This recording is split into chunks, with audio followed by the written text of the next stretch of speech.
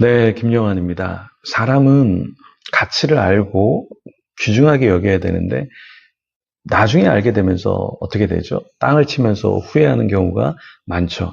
저희 부모님은 가난하게 살다가 이제 식당을 하게 되었는데요. 이제 공장 지대에 들어가서 식당을 하면서 돈을 좀 이렇게 모았습니다. 그때 아파트를 사거나 땅을 좀 샀어야 되는데 보험하는 분들이 와서 이제 거들어 주면서 이거 보험 드세요, 저거 보험 드세요 그러면서 보험을 굉장히 많이 들었어요.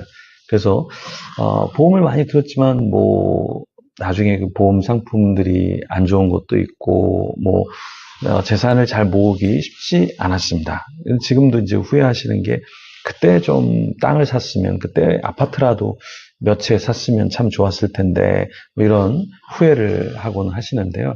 아파트만 그럴까요? 우리가 영적인 축복도 너무나 귀한데, 영적인 축복을 우리가 등한시할 때가 있습니다. 뭐 예배가 뭐 중요하다고, 뭐 소그림이 뭐 중요하다고, 내가 양육이 뭐가 중요하다고, 내가 배우는 게 뭐가 중요하다고, 그냥 뭐 내가 일하는 게 바쁜데, 돈 버는 게 바쁜데, 이렇게 우리가 생각하면서 정말 귀중한 것을 놓칠 때가 있다라는 것입니다.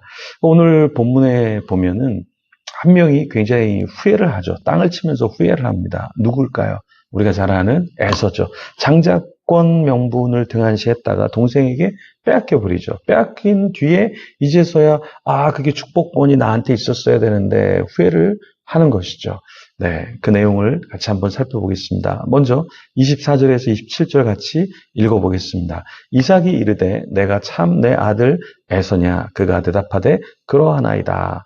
이삭이 이르되 내게로 가져오라. 내 아들이 사냥한 고기를 먹고 내 마음껏 내게 축복하리라. 야곱이 그에게로 가져가매 그가 먹고 또 포도주를 가져가매 그가 마시고 그의 아버지 이삭이 그에게 이르되 내 아들아 가까이 와서 내게 입맞추라. 그가 가까이 가서 그에게 입맞추니 아버지가 그의 옷의 향취를 맡고 그에게 축복하여 이르되 내 아들의 향취는 여호와께서 복 주신 밭의 향취로다.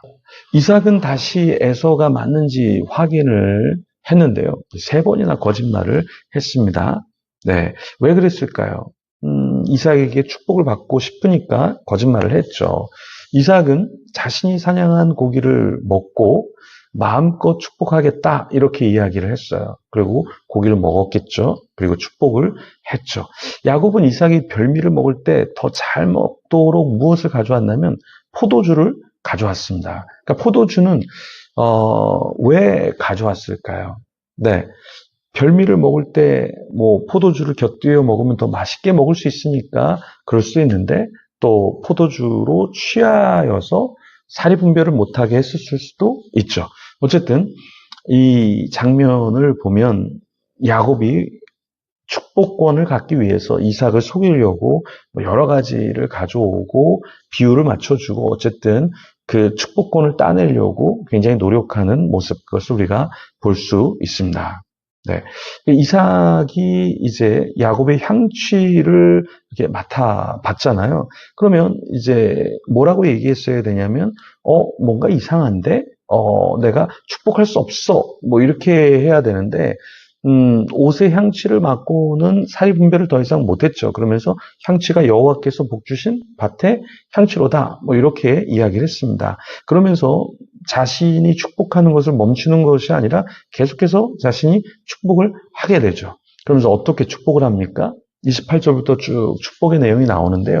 하나님이 이제 하늘의 이슬과 땅의 기름짐이 풍성한 곡식, 그 포도주를 내게 주기를 원한다. 이렇게 이야기하고, 만민이 너를 섬기기 원한다. 이렇게 얘기하고요. 열국이 내게 굴복하리라. 이렇게 이야기합니다. 형제들의 주가 된다. 이렇게 이야기하고요. 어머니 아들들이 내게 굴복한다.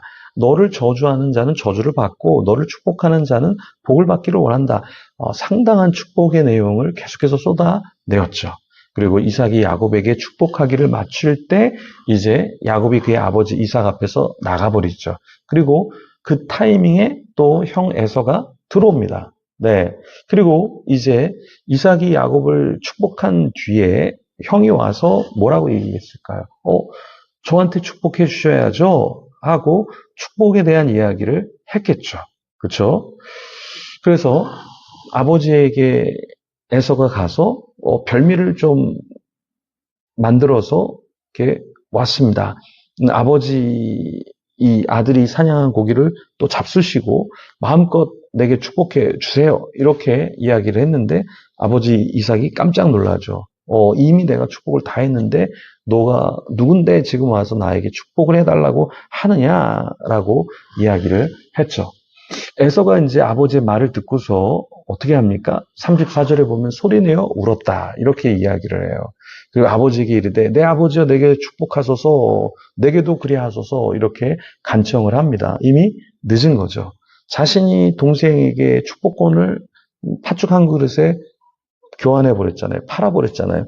그리고 나서는 이제 와서는 축복권이 얼마나 중요한지를 알고 그것을 자신에게 달라고 울면서 이야기를 했죠. 우리도 그럴 수 있다라는 거예요. 우리가 예배가 중요하다, 뭐 섬김이 중요하다, 헌신이 중요하다 이렇게 이야기하지만 잘 하지 않아요. 왜냐하면 그게 축복이라는 걸 잘 모르기 때문에 그래요. 그리고 교회에서 우리가 활동하는 거, 우리가 함께 공동체로서 서로를 격려해주고 함께하는 거 이게 사실 굉장히 중요하고 좋은 건데 우리가 어떻게 생각하냐면 그렇게 중요하다 생각하지 않아요. 그러니까 나중에는 혼자 있게 되죠. 그리고 어떻게 됩니까? 혼자 무너지게 되죠.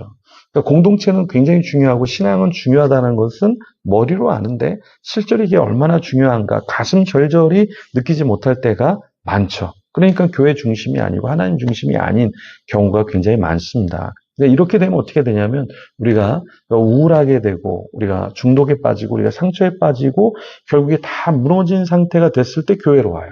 네. 우리가 나이가 들어서 뭔가 섬기려고 하지만 참 후회를 많이 할 때가 많죠. 조금만 더 일찍 와서 섬길 걸, 조금만 더 하나님을 일찍 알았으면 좋았을 텐데 이렇게 후회할 때가 많습니다. 하지만 지금도 늦지 않았습니다. 지금도 예배하고 말씀 배우고 양육받고 선교하고 전도하고 얼마든지 우리가 할 수 있다라는 거예요. 늦었다고 생각했을 때가 정말 늦었을 때가 아니다. 그때가 타이밍이다. 지금부터 우리가 열심히 해도 늦지 않는다라는 거예요.